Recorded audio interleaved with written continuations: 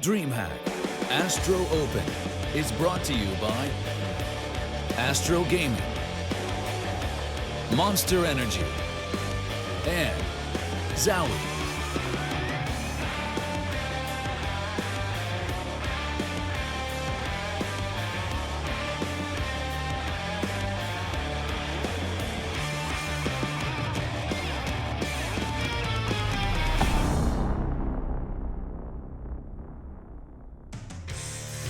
Welcome everyone to Leipzig for day one of DreamHack Astro Open Leipzig 2017. That's right, 2017 starts right here in the heart of Germany as we bring you 3 days of fantastic Counter-Strike global offensive action for a brand new DreamHack Open trophy. It is awaiting the clutches of the winners, but we're 3 days away from finding out who that might be. Welcome to a brand new studio as well as we bring you live coverage from Leipzig and the Leipzig Messe. It is a fantastic 3 days, a big opportunity for many of the teams that have come here to compete. Our big thanks to our sponsors, of course, Astro, Monster and Zowie as well for their support throughout 2017 as we head into our opening one of 9 DreamHacks this year, 11 in all and 9 for the Opens. A historic, a year ahead for everyone.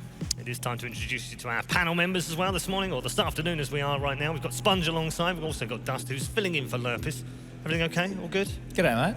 G'day, mate. We're just talking about how we were talking a little bit. You are now Australian, though. I'm going to put it on. Are you going to bring it? No. We'll can you not go too far, though? Because I know how fond you are of the C word. We don't want that. Okay. I had to think about it. Yeah, see what we're talking about. Criminal is the C word we were thinking about. Dust, how you doing? Doing pretty good. Yeah. Glad to be here. Yeah. Absolutely. Yeah. First DreamHack for me, so it's always really exciting. I've always been a fan of watching it, obviously, so it's cool to be a part of it. Apparently, your name's Blue. Well, there you go. Well, he's filling in. He's kind of filling in for Blue, and he's filling in for Lurpis, and he's kind of filling in for you, and yeah. Cool. It's called Phil. That's what we're going to call him from now on. Moving on from the stupidity, this tournament's going to be a lot of fun, Sponge, because in a unique kind of way, with $100,000 on the line, but the 8 teams are all vying to start 2017 in a bright way. Yeah, and it's a pretty even spread, you know, in terms of the quality of teams. We obviously have the standouts in Heroic and Flipside. Flipside going to the major a couple of weeks' time, and Heroic had a really good end to last year. Yep. But otherwise, you know, you have a lot of surprises, and it's going to be exciting to see because no one here will be holding anything back. Everybody wants to win this and start the year off with a bang. Yeah. Dust, what are you looking forward to? I'm looking forward to seeing some of the new lineups debut, right? I mean, this big team, obviously, the home crowd is going to be really behind them, featuring 4 German players and 1 from Serbia. They've played a little bit online, haven't seen them offline yet, and we want to see if they can pick things where they left off in a better way, because obviously the core of this team was on energy. That didn't do so well. Trying to see if they can't pick it back up. Did you have the Swedish team, Qwerty? We're going to see Michael Lely. We're going to see Peta back in action. Hasn't played in a very long time outside of being a stand-in for a short time for CLG, and of course their head coach. So it'll be cool to kind of see what these new teams bring to the table. Yeah, I'm looking forward to seeing the Dengarians. Yeah, have you given them that title? I've kind of given them, it's a bad title really, but yeah, Danish and Bulgarian, not usually the kind of mix you see in a team. You don't expect that. I'm excited to see whether they talk Bulgarian or Danish. They look like they've been doing some good stuff together lately, so they're one of the prospects in this tournament. You know, for me, we've got Rogue, we have LDLC, and Big. You know, as you just mentioned, are the 3 teams who I think are not dark horses, but they're the ones to expect, you know, big things from. Indeed. All right, we're going to get more from all of you in just a minute. But of course, we also have another member of our broadcast team here. He's a man who I spent 13 hours with. It's enough to drive anyone mad. But luckily for me, he's a lot of fun to spend some time with. He's, of course, Pala, who's on the main stage right now. Thank you very much, Paul. It was indeed a very lengthy journey to get here, but no doubt it will be well worth it. And what counts is that we are here now, and so are the teams and players, and everyone is ready to go. I am going to be looking after the stage and interviewing players after their games, getting their thoughts and opinions. But for now, let's head back to Red Eye and the guys on the desk.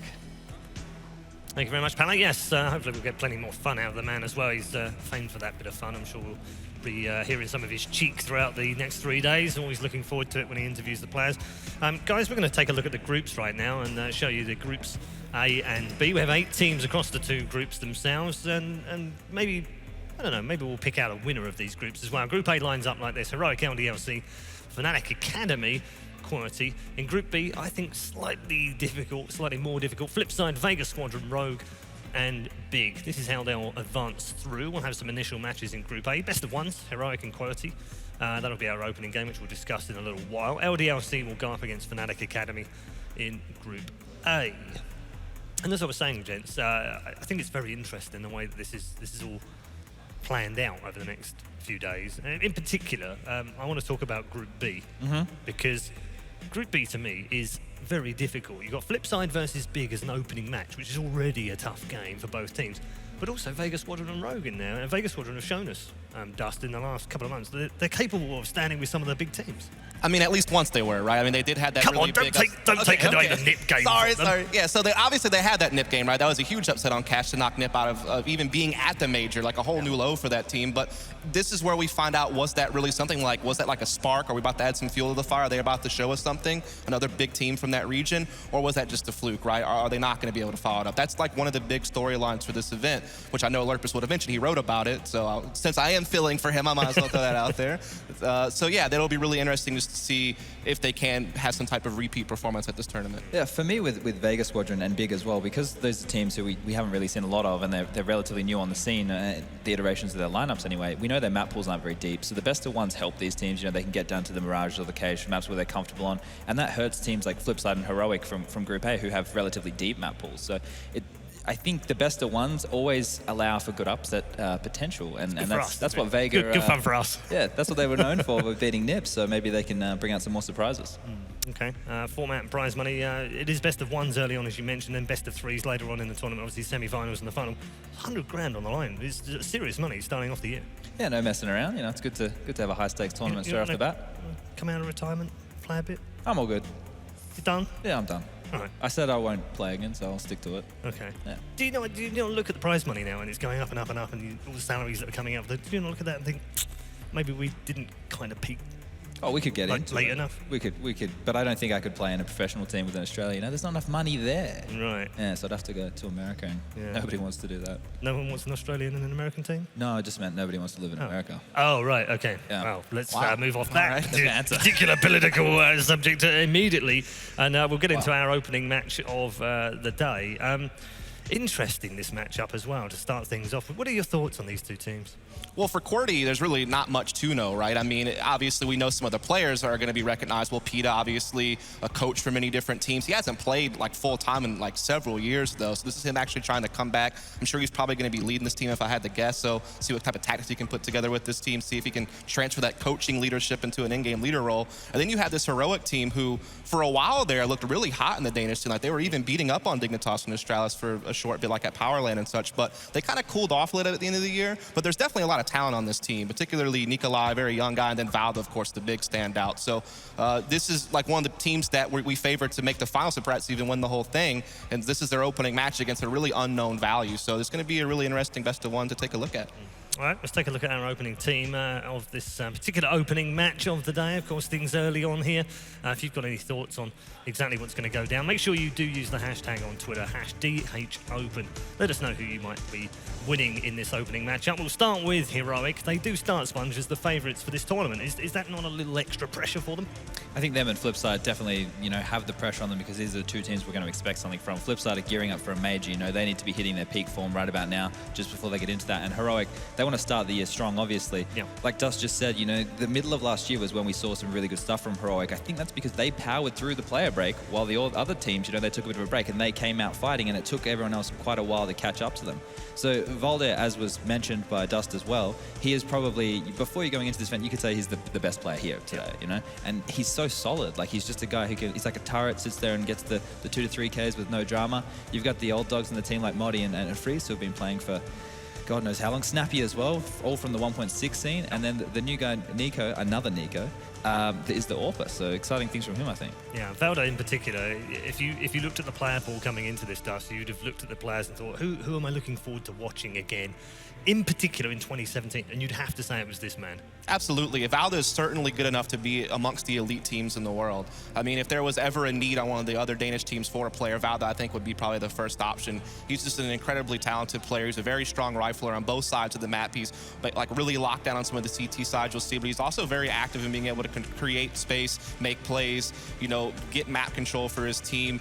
Just a kind of a one-of-a-kind type of talent that you don't see too often. Just kind of shows how deep that Danish team really is when you have a guy as good as him on like what is maybe the third best team from Denmark. And then you have Nikolai, who you just saw on camera. This is like the young guy that they're bringing up. Like you already have like Valu, who's quite young and talented. Now there's this other guy who comes from Tricked, who, you know, he's only 18 years old, but so far what he's shown on this team has been brilliant. I think that he's definitely the guy to keep an eye on. I know about is the obvious name, but Nikolai, this guy's a sharp player. Okay, I'm going to turn our attention to the opponents for Heroic in this opening match, which is Qwerty. Obviously the letters on the keyboard, but they have a little bit more about them. Sponge, what do you make of them so far? The weird thing is, like, both of these teams are from the Nordic region, where the Danes, you know, they will give a chance to the new players and they'll bring them up quite quickly, which is what we've seen over the last 6 months to a year. Whereas the Swedes, you're not really seeing like an influx of the newer players until very recently. Like you've got the Fnatic Academy that was happening, there was a Godsend Academy, Epsilon as well, and now this team. So we have Wenton, Pitta, and Makalele, who you would all have heard of. They've all played in top-tier teams. Pitta, like we're talking about, he's been a sub for CLG. He was the coach, and then he stood in, and he wasn't by any means the worst player. He was doing quite well, all things considered. And then the two new people who, I'm going to be honest, I don't really know too much about, would be Atter and Slap, and they're an unknown quantity for me. Yeah, I mean, the thing is with Adder and Slap, though, it's one of those things where it's not like they're like young, like in their teens, like 17, 18-year-old Swedes, like they're like new talents. These guys have been around for a while. They're approaching their mid-20s. I do know Adder used to play for this team called Torpedo, which was like kind of one of the teams that were battling out in the tier 2, tier 3. And he actually looks like a pretty decent player, Adder. Like, I'll keep my eye on him and maybe see some hope. Slap, I mean, he has been around for a long time, to be quite honest. Like, he used to play back on Acer when like Threat was still a player. So these are guys who have been around. They just have never really been called upon by one of the top teams. So this is their chance to prove that they have something for us, right? That they actually can produce. Standout player for you in this team? I mean, is it Makalele? Are you looking for explosive things from him? It'd have to be, you know, he's the star in that lineup for sure, and I think they should try and build things around him if they want to have any chance. I was talking to him at the Asus Rock Join the Republic event just last weekend, and they haven't really had a lot of chance to practice, you know. They're only recently formed and whatnot, so it's going to be interesting to see what their go-to is. I would probably hazard a guess and say something like Mirage is where, you know, Makalele can really be used with that AWP, and he looked very effective in the event we had just last weekend. So filled in all right for Nip as well, didn't he? Yeah, and that's the thing. I actually thought I would have banked on him staying in that team. Yeah, I think a lot of people thought that. Watching it, it looked like it brought the whole team together. You saw like Freiburg and stuff were picking up their performance when he was in the unit, and oh, we have the veto. Okay, so yeah, veto is underway. So it is, yeah, ban all the way down to one map for the best of ones. So the Dust 2 being going from Heroic makes sense. You know, it's a puggy map. You want to get rid of that with an unknown quantity. Yep. Overpass is normally a strong map from Heroic, yes. Sorry. So get rid of that one. You know, I'd get rid of a nuke as well if I was Qwerty. Probably. You not fancy a bit of nuke for them because of the randomness of the Heroic are quite a Heroic are solid. Oh, they are very good on nuke. They only lose to like the elite teams on nuke, like a North or something like that. They have a really strong record, so definitely want to get rid of that. Heroic, no surprise. That's like actually their first ban. Cash is usually what they get rid of off the bat. They went Dust 2 first, but you know, they've gotten rid of both their weaknesses at this point. So this is where it gets a little bit more tricky for Qwerty, I think. You think we end up on Mirage?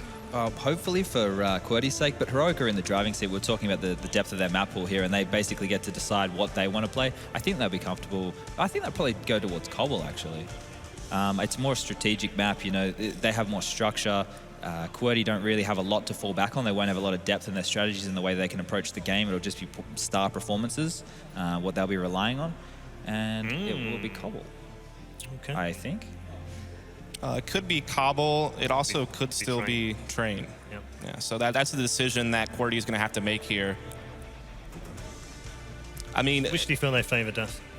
I mean, I think that Heroic's stronger on Cobble, in my opinion. So I think if you're trying to go against like a weakness of Heroic, I think maybe you go a little bit towards Train, because to be honest, the record for Heroic on Train offline isn't that great, and most of their wins have been against weaker teams, except for like one time they beat Astralis. Other than that, they don't really have like really big proven results on Train in comparison to Cobblestone, where I've seen them beat some of the better Cobblestone teams out there at times. So I think it would have been best to kind of go that direction, but they actually, maybe for comfort, decided to go with a Cobble. Yeah, either way, I think Heroic were going to win the veto. It was a coin toss to decide who started the banning process, so I don't know who won, but I think Heroic won the veto overall. You know, they got their choice between, well, they didn't get the choice, but they forced Qwerty into a choice between two maybe more strat-heavy maps. Yeah. Okay. Predictions time. If you were Lurpus at this moment, this would be straightforward heroic win, wouldn't it? I think so. I mean, this is one of the top 3 maps in their map pool for me offline, and they have like really good playmakers, particularly Valda, who's going to be very powerful on that B side of the map. Same with Madi. Like, we haven't talked about Madi too much. He kind of plays like a quiet kind of peripheral roles, but this is the map where he plays on that B platform. That's a very big focus area for this map, but he's very efficient at playing there. So they have a lot of playmakers. They also have a pretty good B defense on CT side for me. So yeah, I think I have to go with the known value, and I know that Heroic are pretty good on Cobble, so I'm going to pick them. Sometimes they can start a little slow. Oh, it's a no-brainer for me. Is that it's not? You can't find anything in there for QWERTY to come through this? No, there's a lot of cohesion required on the CT side of Cobble. You know, if you have bad communication or bad rotations, you can be broken down quite quickly. I think the length that this Heroic lineup has been together, they have a lot more depth. They should be able to fall back on it and take a pause and reset and go from there. I don't think they should have too many issues. I'm not completely ruling QWERTY out, but I think that it's Heroic's map. Okay, both going for Heroic. We'd love to hear what you think as well, of course, using the hashtag #DHOpen. Let us know who you think will win on Twitter, and of course over the weekend we'd also like to hear from you for thoughts on whoever it might be, who you're cheering for. Let us do know that as well. Time to introduce you now to our commentary team, gentlemen. It is Major Tongue. Come in, Major Tongue from Houston. Do we have our commentary team? Do we have them? We do! Yeah, we're coming in. Hey, how's it hanging? How you doing over there? You're right. You're excited. It looks very nice out there. Yeah, this crowd's filling out. It's still a little bit early, of course. But the stage looks lovely. The trophy looks really cool as well. I'm really looking forward to seeing how that gets into the grubby mitts of one of these teams here. Yeah, absolutely. And it's going to be our pleasure to open up the 2017 season of the DreamHack Opens. Oh, That wow. should be fun. Nice little honor there, yeah. Yeah, definitely. Who are you banking on? Are you with the boys at the desk? Are you thinking this is definitely Heroic's first game? Yeah, definitely. Also, as Sponge mentioned with the video, the way it went down, it's pretty much a clear-cut Heroic victory in my eyes. But he's, of course, Sponge mentions as well, there's still a chance for QWERTY. It's small, but it's still there. But definitely, it's in the favor of Heroic. All right. Well, stranger things have happened, but gentlemen, the stage is all yours. Take us away and take us into game one.